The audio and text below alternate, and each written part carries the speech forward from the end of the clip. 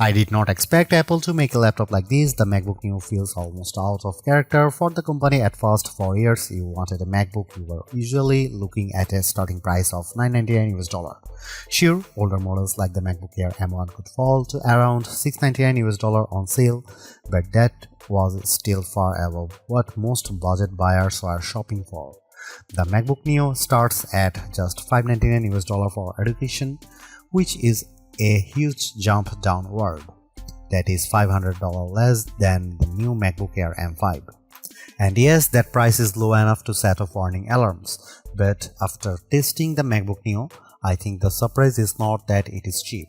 The surprise is that it is actually good.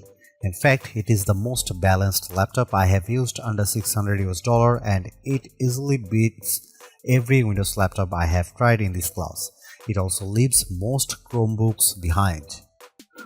For $599, Apple gives you an aluminum body that feels solid and premium, a bright 500 nit display with rich color, and the A18 Pro chip, which is fast enough for everyday work, streaming, browsing, light productivity, and casual game.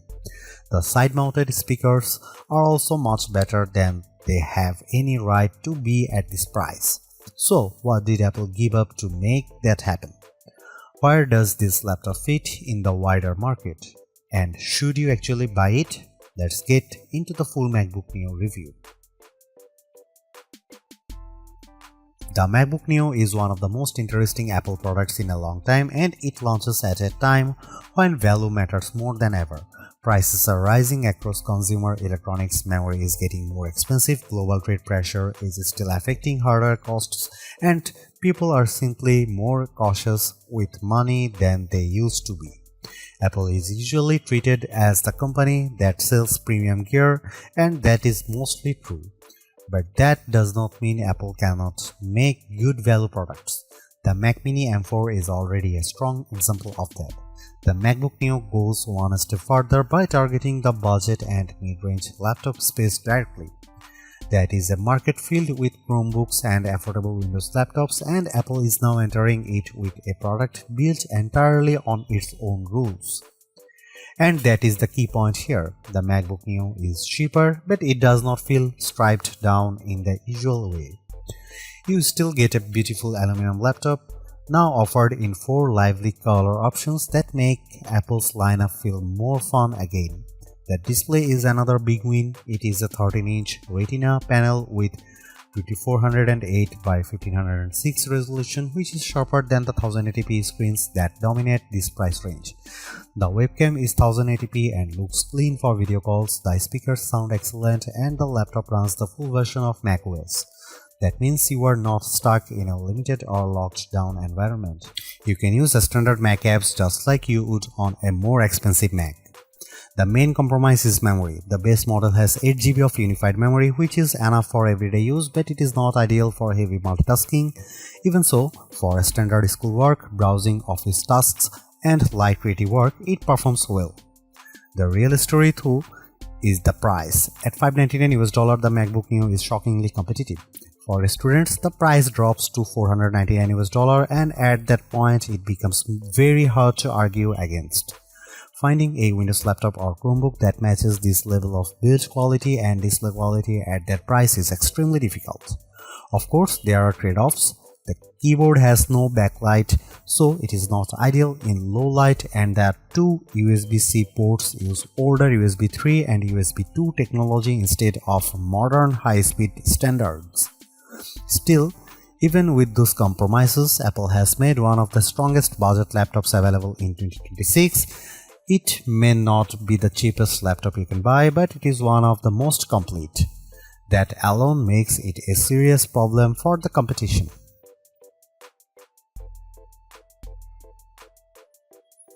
The MacBook Neo's performance story is unusual, but it makes sense once you look at the pricing.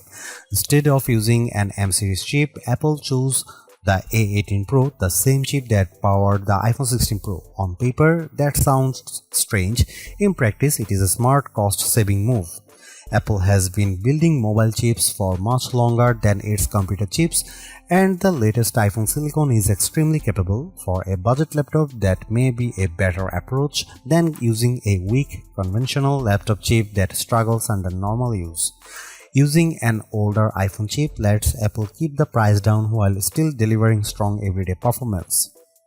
You might wonder why Apple did not simply use an older M chip like the M1.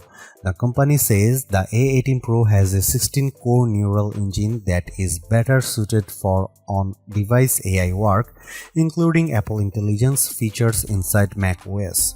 The M1 is not as strong in that area, and the A18 also uses faster memory, so the choice is more deliberate than it first appears.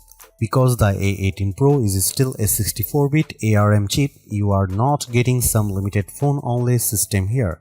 The MacBook Neo runs full macOS, which means standard Mac apps work normally. And that matters. This is not a lockdown machine like many Chromebooks, which are limited to a narrower set of apps, or Windows 11's laptops, which are restricted in annoying ways and often push you toward Microsoft Store downloads and Edge browsing. The MacBook Neo avoids that kind of frustration completely. For everyday use, the experience is very good. macOS runs smoothly enough, and while it is not as fast as a MacBook Pro, it is still impressive for a machine this affordable. I would recommend keeping the workload light and realistic. Use built-in apps, office software, browsing, streaming, and basic creative tools, and the Neo behaves well. I tested it with GarageBand and Keynote, and both worked without issue. That is exactly the kind of software this machine is meant to handle. It can also go further. I installed Steam, which needs Rosetta on non-Intel hardware, and it ran fine. That shows how open the Neo is compared with Chromebooks and other budget systems. You are not trapped inside a limited app ecosystem. Apple's ecosystem integration is also fully intact. You can mirror your iPhone, move files between devices, share your clipboard, make calls, send messages, and use an iPad as a second display. I even tested it with the new M5 iPad Pro, which is very uneven pairing in terms of price, but the feature worked great. That is one of the best things about the MacBook Neo. It still feels like a real Mac, not a cheaper version of one. The limits are mostly about hardware. If you want heavy 3D rendering, serious video editing, or a big creative workload, this is not the right machine. It can do a lot, but it is not meant to do everything. The 8GB of unified memory is the biggest technical concern. Unified memory is shared across the system and graphics, so once you start opening multiple apps or using more demanding workloads, it fills up quickly. During my testing with Safari, Keynote, GarageBand, and a Steam download running, memory usage reached roughly 6.48 GB to 7 GB.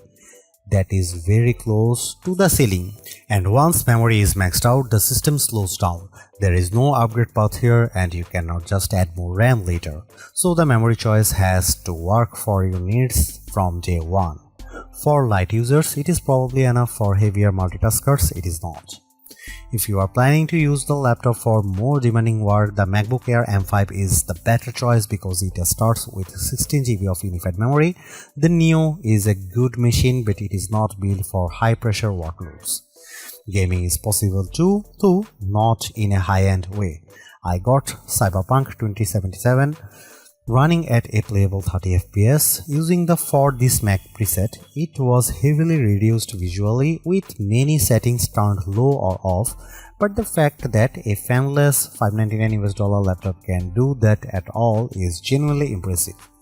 It also plays iPhone and iPad games very well, which makes more sense for this hardware.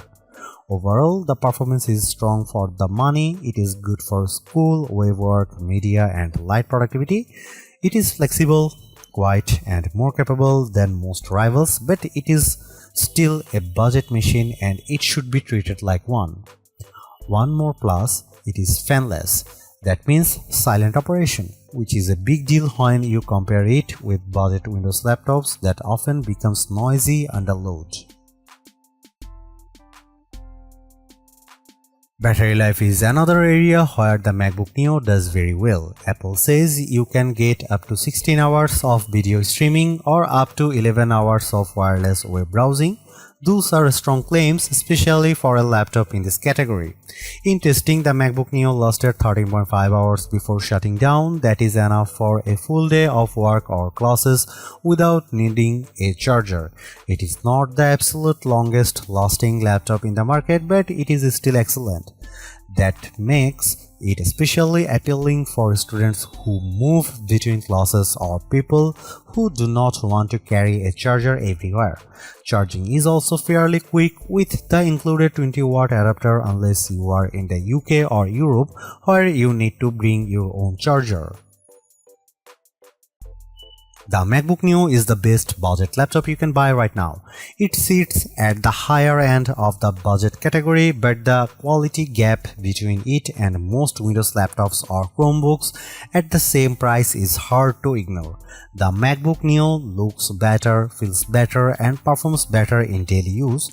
The display is excellent, the speakers are unusually good, and the overall experience feels far more premium than the price suggests.